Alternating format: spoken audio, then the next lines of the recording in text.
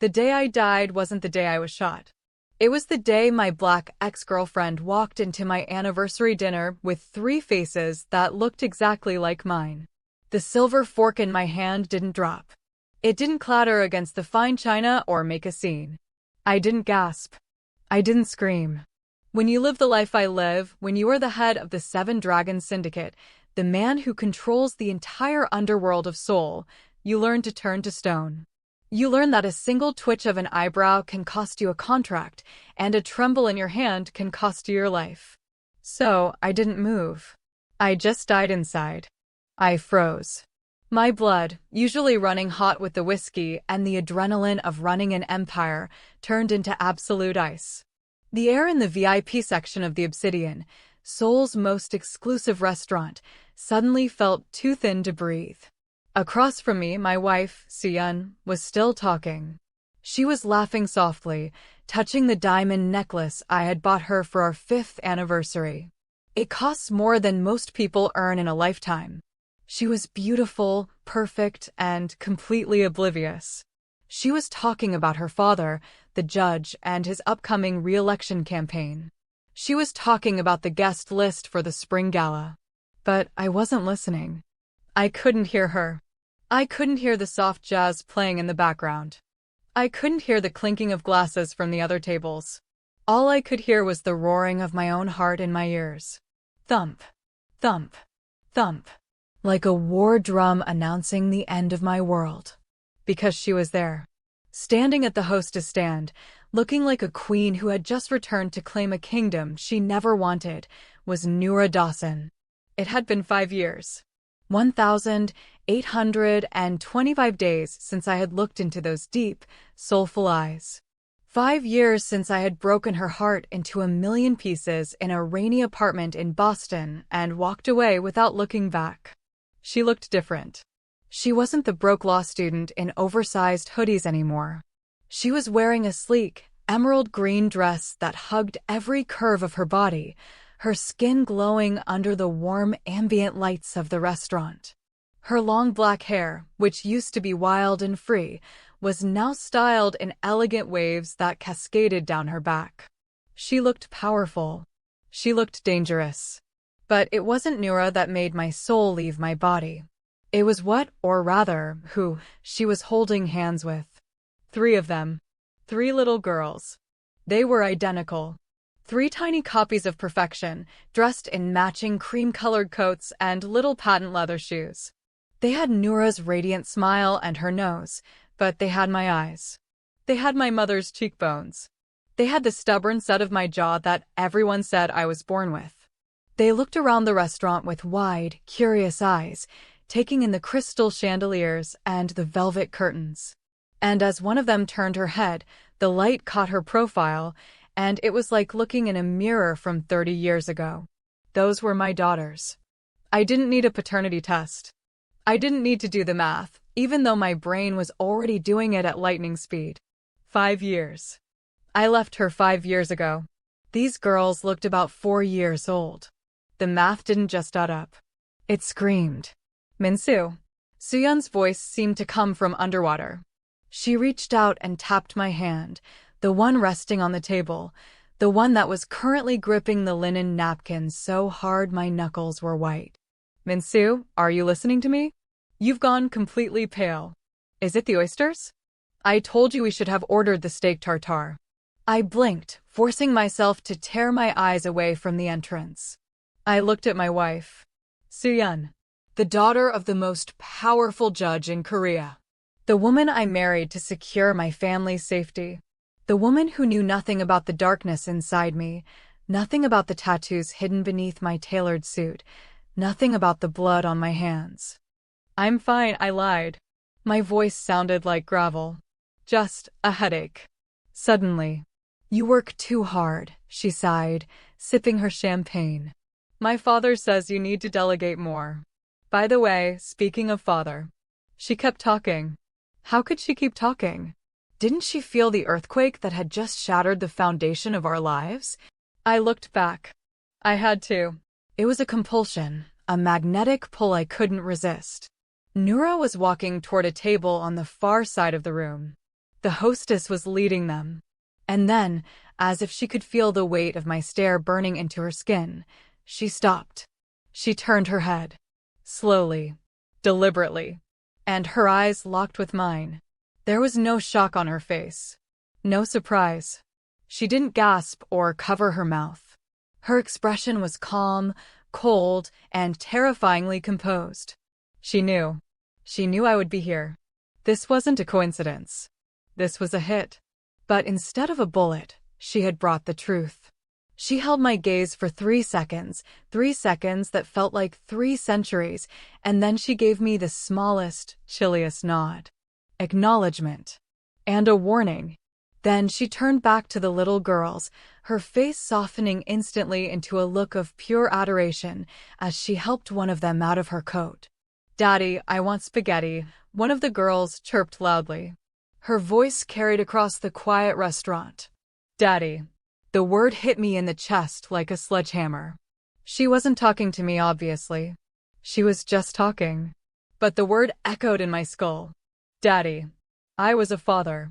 I was a father to 3 human beings who were breathing air in the same room as me, and I didn't even know their names. CTA. Before we find out what happens next, if you love stories about secrets, betrayal, and second chances that come with a heavy price, please destroy that subscribe button and turn on notifications. We are trying to hit 100,000 subscribers this month, and I need you on this journey with me. Now, let's get back to the chaos. "Excuse me," I said abruptly, pushing my chair back. The legs of the chair scraped against the floor, a harsh sound that made a few heads turn. Soo-yeon looked alarmed. "Min-soo? Where are you going?" "The main course is coming." "Bathroom," I muttered. "I need cold water." I didn't wait for her response. I walked.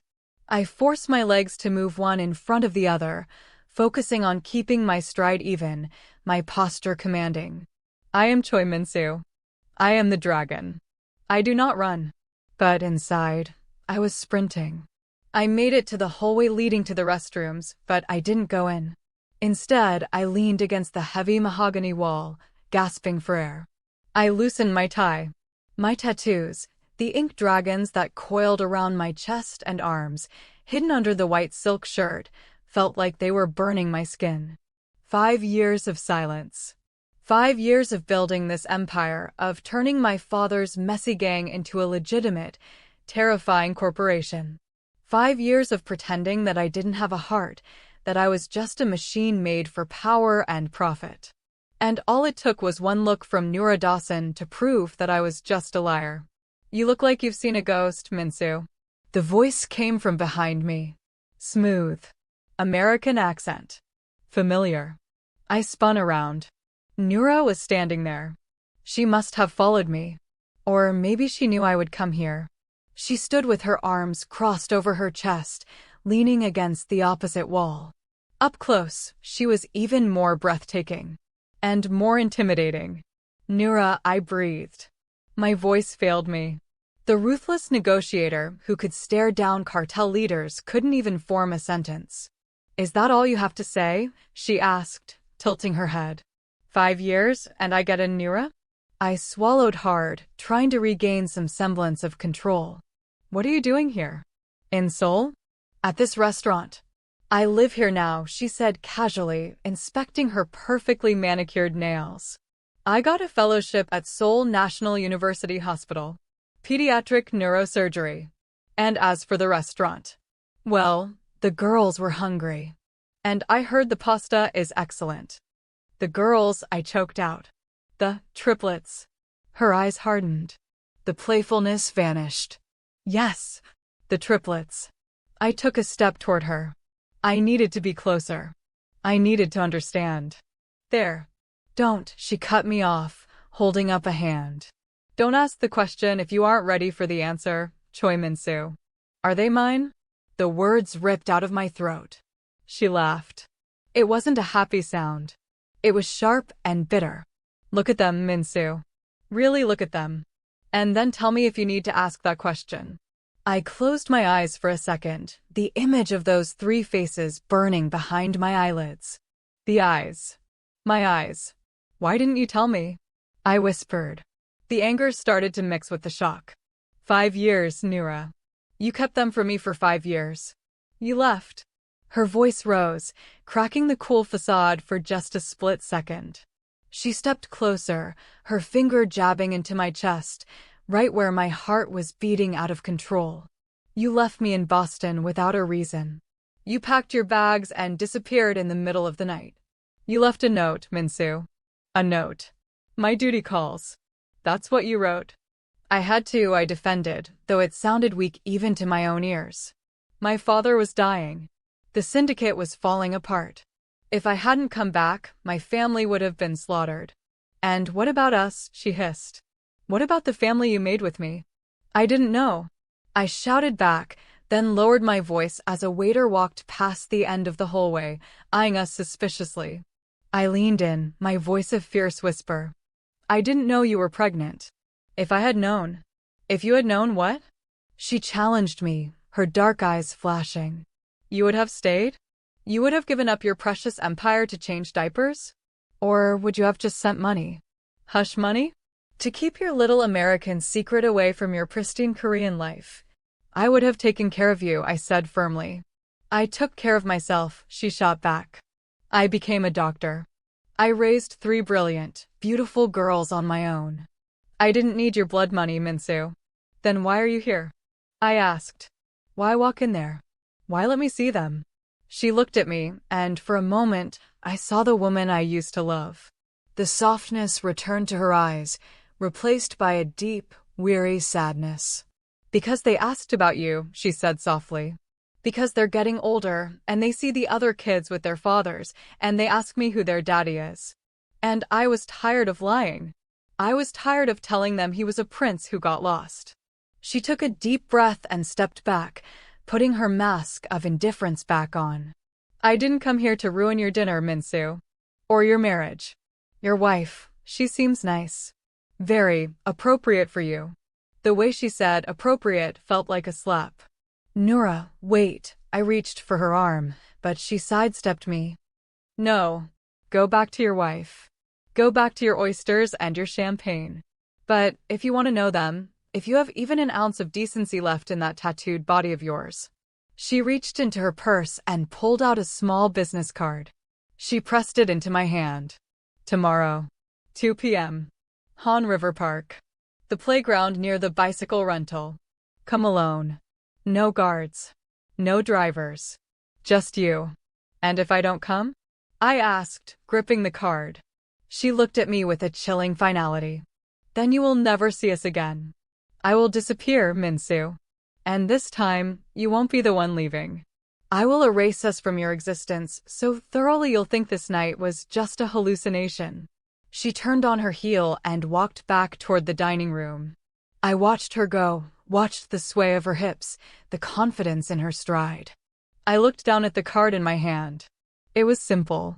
Dr. Noura Dawson, Pediatric Neurosurgery. I shoved it into my pocket, right next to my burner phone, the one I used to order hits. I fixed my tie. I smoothed my hair. I took a deep breath, trying to slow my heart rate.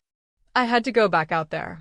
I had to sit next to Soo-yeon and pretend that my entire universe hadn't just shifted on its axis. I walked back into the dining room. The lights seemed brighter now, glaring. The chatter was deafening. I sat down. Soo-yeon smiled at me. Feeling better? Much, I lied. I picked up my fork. But my eyes drifted across the room. The table was empty. They were gone. Noura and the girls had left. But the ghost of them remained, filling the space around me, suffocating me. I looked at the empty chair where my daughter had been sitting just minutes ago. Daddy. I downed my whiskey in one gulp. The burning liquid did nothing to numb the fear. Because for the first time in my life, I wasn't afraid of dying. I was afraid of living the rest of my life knowing they were out there and I wasn't with them. The dinner ended. I don't remember eating. I don't remember the drive home. My driver, Tanaka, opened the door of the limousine and I stepped out onto the pavement of my penthouse building in Gangnam. Soo-yeon went straight to bed. She was tired. Being a socialite was exhausting work, apparently. I stood on the balcony of our penthouse, looking out over the glittering skyline of Seoul. This was my city. I owned the construction companies that built these towers. I owned the politicians who made the laws. I owned the police who patrolled the streets. But standing there, gripping the cold metal railing, I realized I owned nothing. I pulled the card out of my pocket. The edges were bent from me clutching it so hard. Tomorrow, 2 p.m. If I went, I was risking everything. My father-in-law, Judge Kim, was not a man to be trifled with. If he found out I had a secret family, a Black American family, he wouldn't just sue me. He would declare war. He would use the full force of the law to crush my syndicate, and then he would have me killed in prison. And Seon, she would be devastated. Humiliated. But if I didn't go, I closed my eyes and saw those 3 little faces. My eyes. I knew, even then, standing in the cold night air, that I was going to go. I was a moth flying straight into a bonfire, and I didn't care if I burned. The next day, the sun was shining. It felt like a mockery. I didn't wear a suit. I put on black jeans, a white t-shirt, and a leather jacket. I left my Rolex on the dresser. I left my gun in the safe.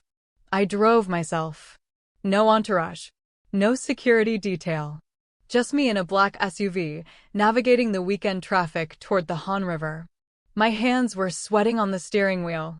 I had negotiated hostage exchanges with the triads without breaking a sweat. But driving to a playground to meet a toddler? I was terrified. I parked the car and walked toward the playground.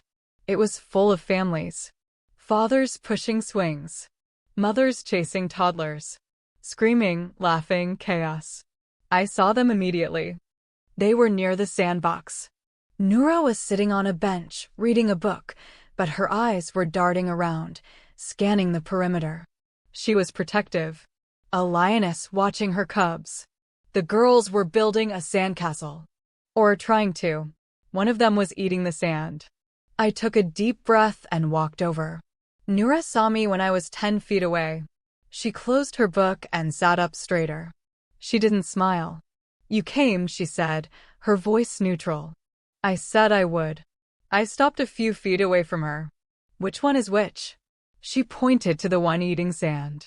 That's Zoe. The wild one. She pointed to the one meticulously stacking buckets. That's Maya. The engineer. She likes things organized.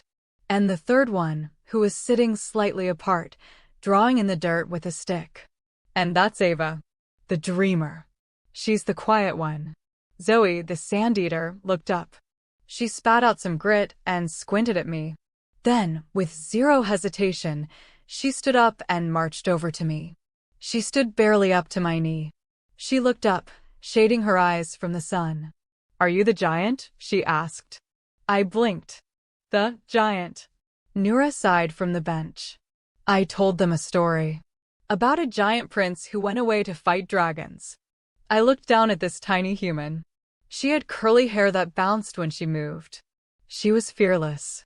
I suppose I am, I said, crouching down so I was eye level with her. Did you win? She asked seriously. Did you beat the dragons? I looked at my arms, covered in the sleeves of my jacket, hiding the dragon tattoos. Not yet, I whispered. But I'm trying. Zoe nodded, accepting this answer. She reached out with a sandy hand and patted my cheek. It's okay, she said. Mommy says dragons are tricky. The touch of her small, dirty hand on my face broke something inside me. It was like a dam bursting. The cold, hard mafia boss dissolved, leaving just a man on his knees in a sandbox. Who is he, Mommy? Maya asked, walking over, holding a bucket. Noura stood up and walked over to us. She looked at me, her eyes searching my face, looking for any sign of deception. He's... She hesitated. He's an old friend. His name is Min-soo. Min-soo, Ava repeated, still drawing in the dirt. She didn't look up, but I saw her listening. Can I buy them ice cream? I asked, feeling stupidly helpless. Or is that not allowed? Sugar? Allergies? Noura cracked a small smile. They can have ice cream. But you're buying me one too. And not the cheap stuff. For the next hour, I wasn't the head of the syndicate. I was just a guy holding 3 melting vanilla cones while trying to stop Zoe from climbing a tree she was definitely too small to climb. It was chaotic. It was loud. It was messy. And it was the best hour of my life. But reality has a way of crashing the party. As we were walking near the riverbank, letting the girls chase pigeons, my phone buzzed. I ignored it. It buzzed again. And again. I pulled it out. It was my second-in-command, Jiro. Text, boss. We have a problem. Judge Kim is asking for you. He knows you're not at the office. I stared at the screen. The golden cage was calling me back. Trouble in paradise? Noura asked. She was watching me closely. She saw the shift in my posture, the way my shoulders tensed. I have to go, I said, hating the words as they left my mouth. Of course you do, she said, her voice cooling instantly. The Empire waits for no one. Noura, it's not like that. I want to stay. I want. Wanting isn't doing, Min-soo, she said sharply. She gathered the girls. Come on, girls. Say goodbye to Mr. Min-soo. Bye, giant. Zoe yelled, waving a sticky hand. Goodbye, Maya said politely. Ava just looked at me. She had eyes that were too old for her face. She looked at me like she knew exactly who I was and exactly why I was leaving. When will I see you again? I asked Noura, desperation creeping into my voice. I don't know, she said. You have a life, Min-soo. A wife. A father-in-law who hates foreigners and criminals. How exactly do we fit into that equation? I'll make you fit, I vowed. I'll figure it out. Don't make promises you can't keep, she warned. My daughter's hearts are not collateral for your business deals. If you hurt them, if you disappear again, I will kill you myself. And looking at the fire in her eyes, I believed her. She was more terrifying than any hitman I employed. I won't, I said. I watched them walk away toward the parking lot. I watched until they were just specks in the distance. Then I got back in my car and drove back to hell. I entered my office building through the private garage. I took the elevator to the top floor. Jiro was waiting for me, looking nervous. Where have you been, boss? The judge called 3 times. Handle it, I snapped, walking past him into my office. I poured myself a drink. I needed to think. I needed a plan. I couldn't keep this secret forever. Soo-yeon wasn't stupid. Her father had spies everywhere. If I kept seeing them, I would be caught. But I couldn't stop. I had tasted the one thing I had been starving for without even realizing it. Family. Real family. Not the blood oath loyalty of the mafia, but the sticky-handed, unconditional acceptance of a child. I sat at my desk, staring at the cityscape. Boss? Jiro stepped into the room. There's something else. What? One of our guys, the scout we have near the airport, he reported seeing something interesting on the flight manifest yesterday. My blood ran cold. What are you talking about? A woman. American. I arrived with 3 kids. The name's flagged because, well, she used to be on your watch list 5 years ago. Remember? When you asked us to keep tabs on her for a month after you left Boston. I stood up slowly. Who else knows? Just me. And the scout. Kill the scout, I said instantly. The words came out on autopilot. Jiro's eyes widened. Boss? You heard me. Pay his family double the pension. But he talks to no one. If Judge Kim finds out about her. He won't, Jiro said, bowing his head. I'll handle it. And Jiro, I called out as he turned to leave. Yes, boss.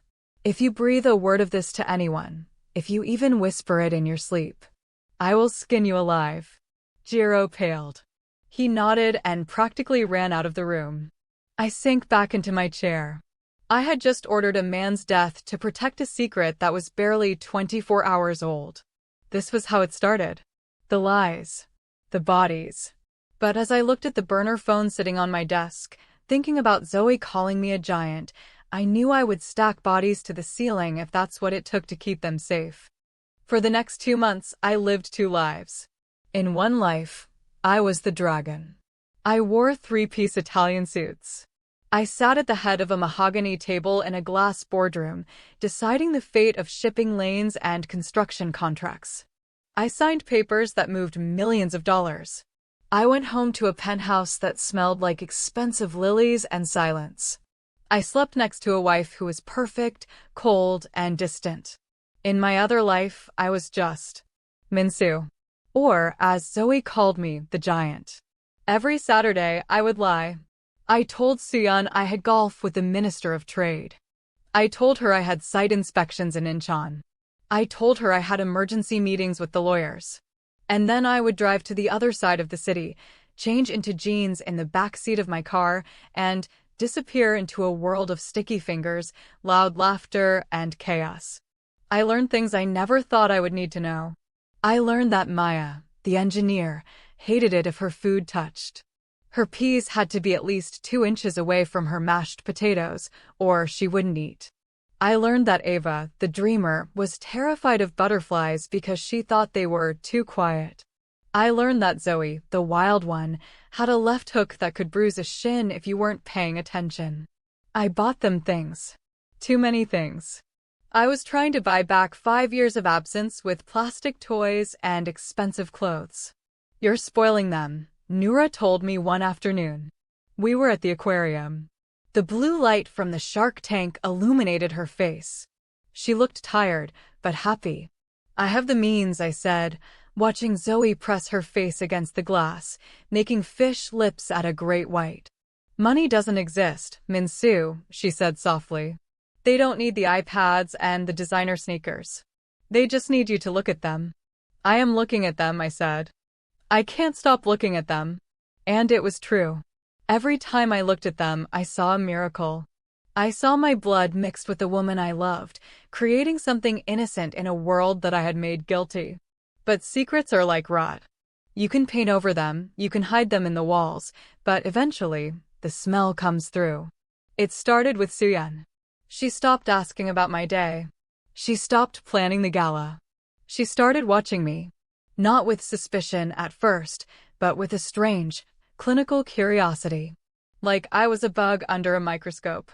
One Tuesday night, I came home late. I had snuck away to see the girls for a quick dinner because Maya had lost her first tooth and I wanted to be there. I smelled like pizza and strawberry milkshakes. Soo-yeon was sitting in the living room. The lights were off. She was holding a glass of wine. You're late, she said. Her voice cut through the dark. Business dinner, I said, loosening my tie. Boring. Endless. Did the Minister of Trade enjoy his pizza? She asked. I froze. My hand stopped on the knot of my tie. I don't know what you mean, I said, forcing a chuckle. We had sushi. Don't lie to me, Min-soo. She stood up. She wasn't yelling. That would have been easier. If she screamed, I could scream back. But she was calm. Deadly calm. I checked your credit card statement. The one you think I don't see. The secret account. My heart hammered against my ribs. Soo-yeon. Toys R Us, she listed. Latte World Aquarium. Baby Gap. A pediatric dental clinic. She took a step closer, her eyes glittering with tears that refused to fall. Who is she? She whispered. It's not what you think, I began, the standard liar's defense. Don't tell me it's not a woman, she snapped. Is it a mistress? Did you get some college girl pregnant? Is that it? Are you paying for her abortion? Her silence. No. The word exploded out of me. It's not a mistress. It's family. Soo-yeon stared at me. Family? I took a deep breath. This was it. The moment the bomb went off. I have daughters, I said. The words hung in the air, heavy and undeniable. Triplets. They are 5 years old. Soo-yeon's face went blank. She processed the information like a computer crashing. 5 years? We've been married for 5 years. They were born before, I said quickly. Before I came back. Before I married you. I didn't know, Soo-yeon. I swear. I only found out 2 months ago. And who is the mother? She asked. Her voice was nice. Noura, I said. My ex-girlfriend from Boston. Soo-yeon let out a sharp, brittle laugh. The American. The black girl. The one you said meant nothing. The one you said was just a phase. She wasn't a phase, I said quietly. So you've been playing house, Seon spat. While I sit here, planning your life, securing your alliances, being the perfect mafia wife, you've been playing daddy to 3 bastards? Don't call them that, I growled. My temper flared. They are my children. They are a liability, she screamed, finally losing her composure. She threw her wine glass against the wall. It shattered, red wine dripping down the expensive silk wallpaper like blood. Do you know what my father will do? Do you know what this does to our reputation? To the alliance? I don't care about the alliance right now, I said. I care about my kids. Then you are a fool, she said. She walked past me, bumping my shoulder. I want a divorce, Min-soo. And you better pray my father doesn't kill you before the papers are signed. The next morning, the war began. It wasn't a war of guns. Not yet. It was a war of silence and paperwork. I arrived at my office to find 3 government auditors waiting for me. Tax evasion. Money laundering suspicion. They had a warrant to search my files. I knew who sent them. Judge Kim. I sat in my office while they tore through my filing cabinets. My phone rang. It was the judge. Good morning, son. His voice was warm, grandfatherly. It made my skin crawl. Judge, I said. To what do I owe the pleasure of the tax office raiding my business? Just a routine check, he said smoothly. You know how it is. We have to make sure our house is clean. Especially when there are unexpected guests making a mess. He knew. Soo-yeon had told him everything. They are children, Judge, I said, gripping the phone. They are innocent. No one is innocent in our world, Min-soo, he said. Children are just leveraged. You have broken the contract. You have humiliated my daughter. You have endangered the stability of our arrangement. I will fix it, I said. I will make it right with Soo-yeon. But I am not abandoning them. There was a long silence on the other end. Then a sigh. You are a sentimental man, Min-soo. It was always your weakness. Your father was a shark.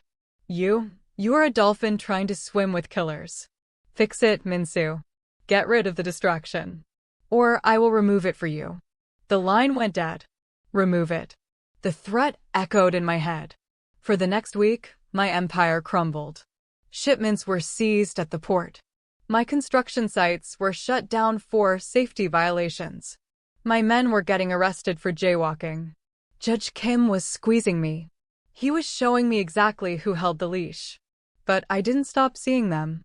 If anything, I went to them more. I needed to see them. They were the only thing that felt real. I was at Noura's hotel suite. I had moved them out of her apartment into a secure suite at the Grand Hyatt under a fake name, watching cartoons with Maya. Noura walked in. She looked pale. Min-soo, she said. We need to talk.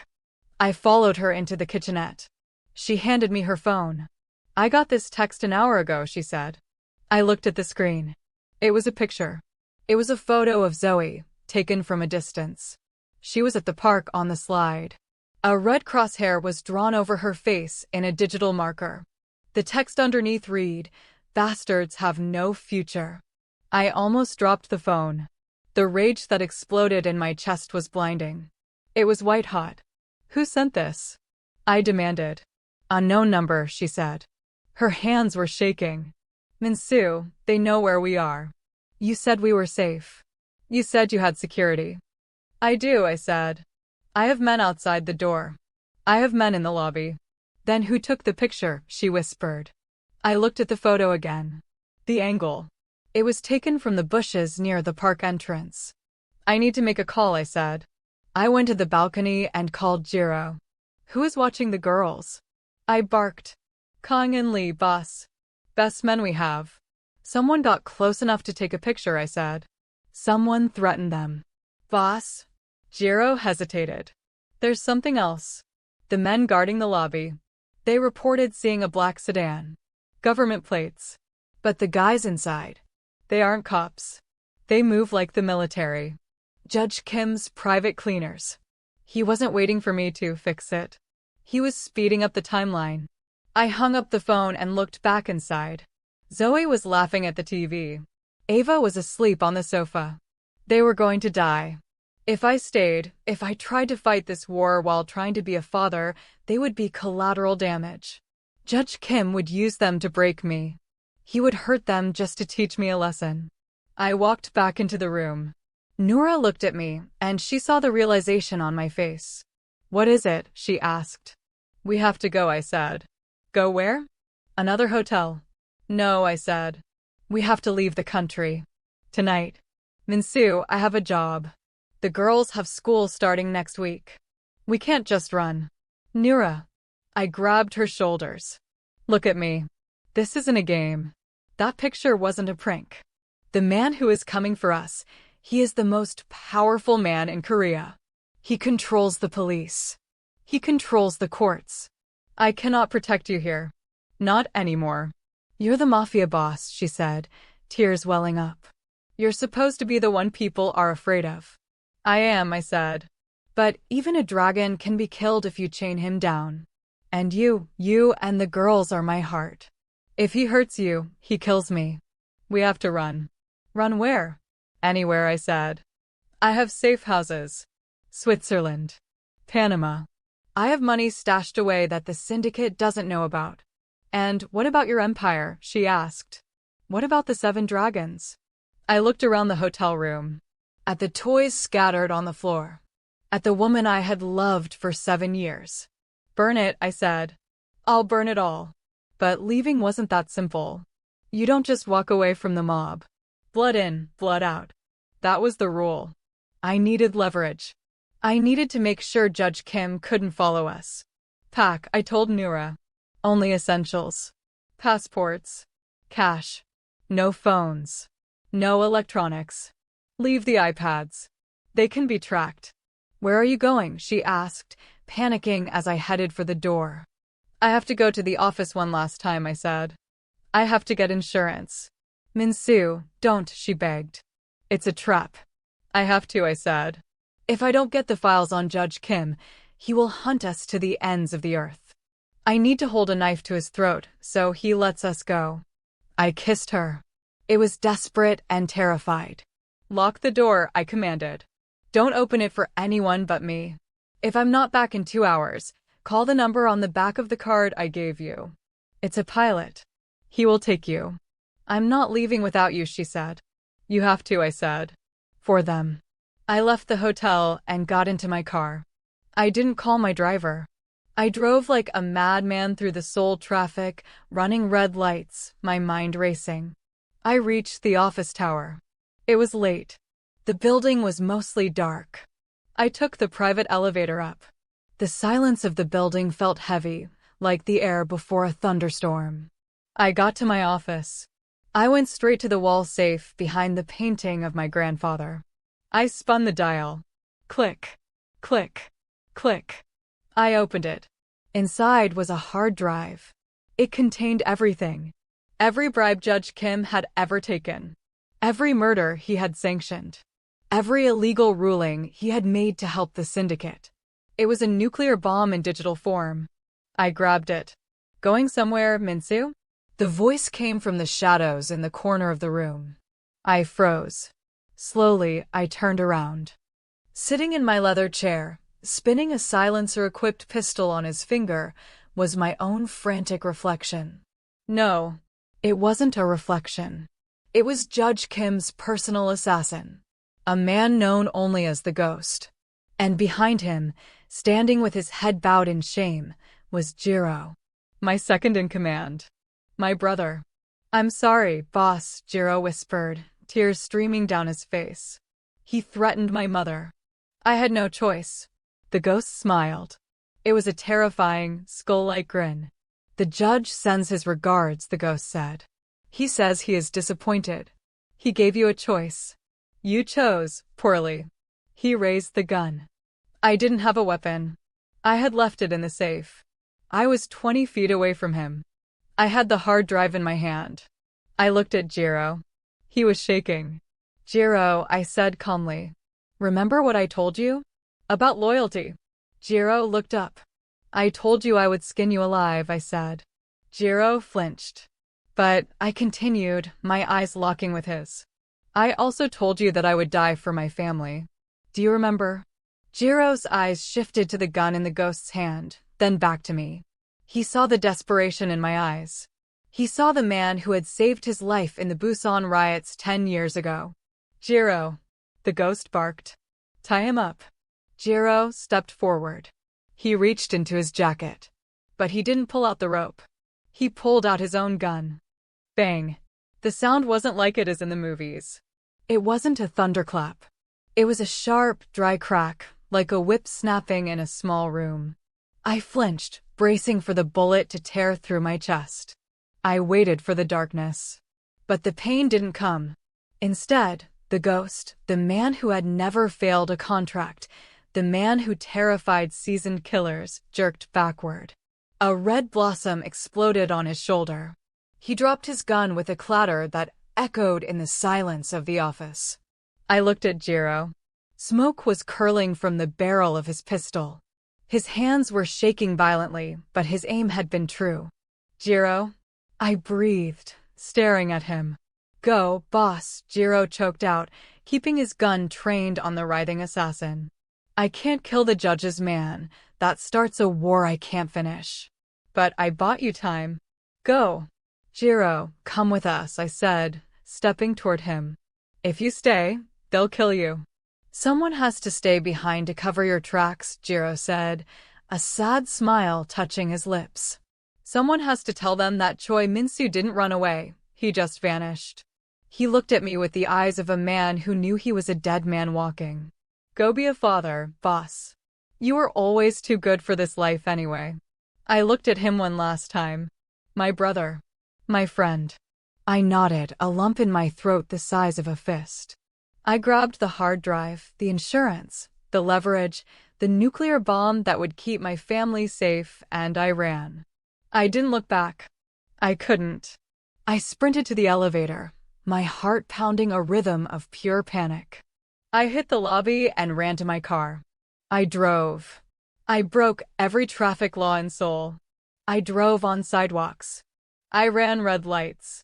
I needed to get to the Grand Hyatt before the judge realized his assassin had failed. I burst into the hotel room. Noura was standing by the window, holding Ava. Maya and Zoe were sitting on the suitcase, looking scared. They sensed the energy. Kids always know when the adults are terrified. Min-soo. Noura gasped when she saw me. I must have looked like a maniac, sweating, tie undone, eyes wild. We have to go, I said, grabbing the suitcase. Now. Don't ask questions. Just move. What about Mr. Bear? Zoe cried, holding up a stuffed animal. Bring the bear, I said, scooping her up in one arm. Leave everything else. We moved like ghosts through the service elevator. I had a car waiting in the alley, not my car, but a nondescript van I kept for emergencies. We piled in. I threw the suitcase in the back and jumped into the driver's seat. Where are we going? Noura asked from the passenger seat. She was clutching the dashboard, her knuckles white. The airfield, I said, checking the mirrors. I have a plane. It's fueled and ready. And then we disappear. The drive to the private airfield on the outskirts of Seoul was the longest hour of my life. Every pair of headlights behind us looked like a hit squad.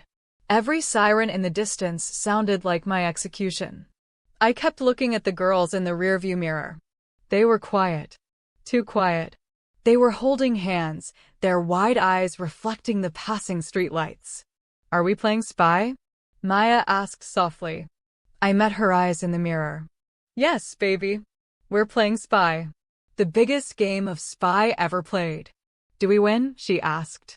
We're going to win, I promised. But we have to be very, very quiet. We reached the airfield. The gates opened automatically. I had triggered the remote access miles back. The Gulfstream jet was waiting on the tarmac, its engines already whining, a beautiful, silver bird ready to take us to freedom.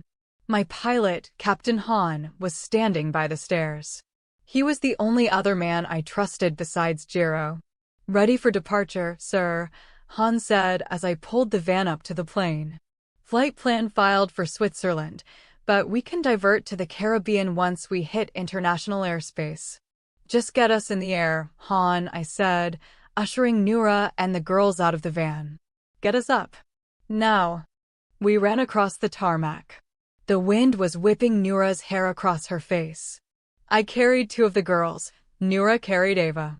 We scrambled up the stairs. Wait. The shout came from the darkness behind us. I froze on the top step. I spun around, positioning my body between the voice and my family. A black sedan had skidded onto the tarmac, tires screeching.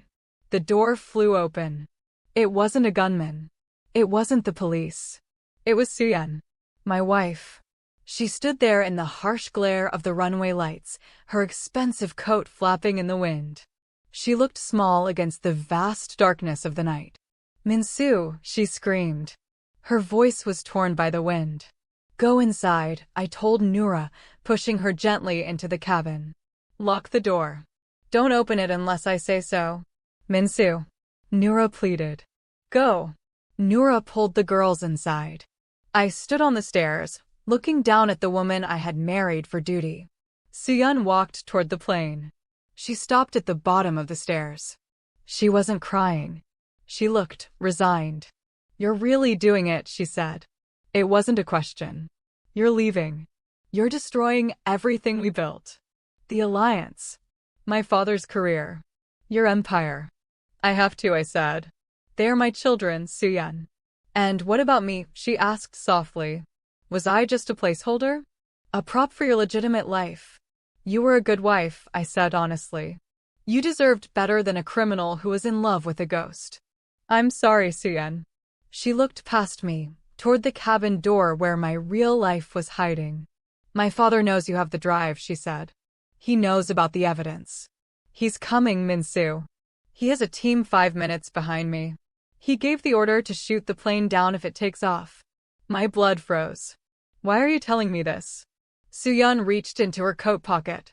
I tensed, ready to jump. But she pulled out an envelope. Because, she said, her voice trembling for the first time.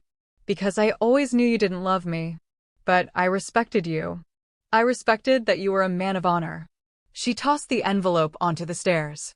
That's the access code to my father's offshore accounts, she said. If you leak the hard drive, he goes to jail. If you use those codes, you bankrupt him. Use both. I stared at the envelope, then at her. Why?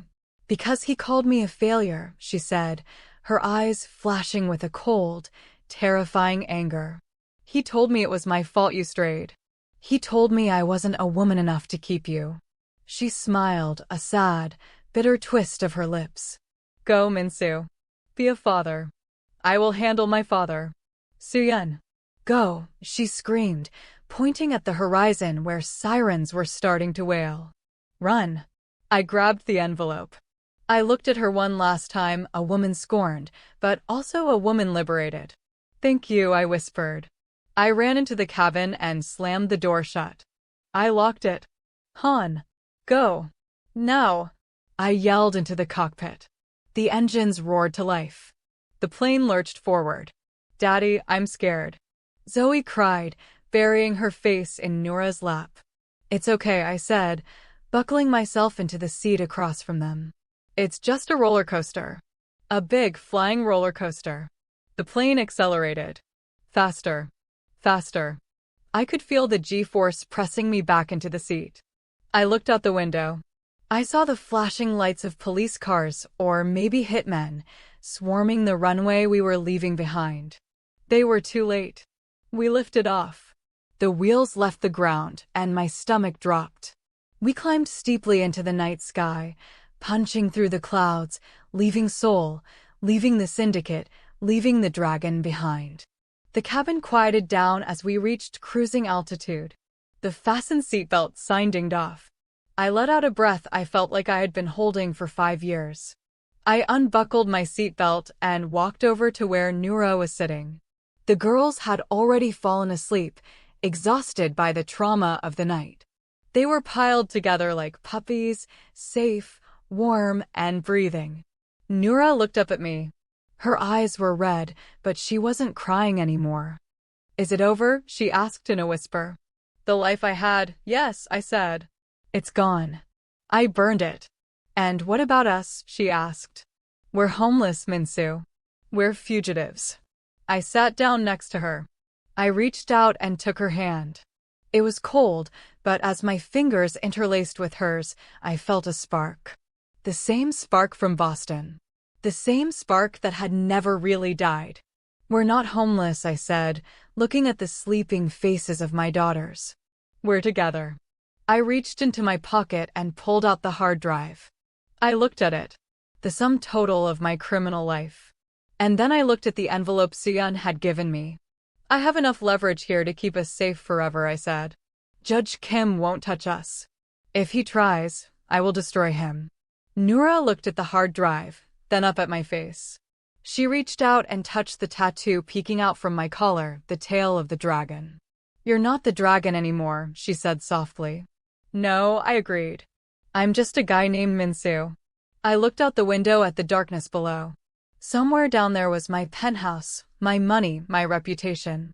It was all ash now.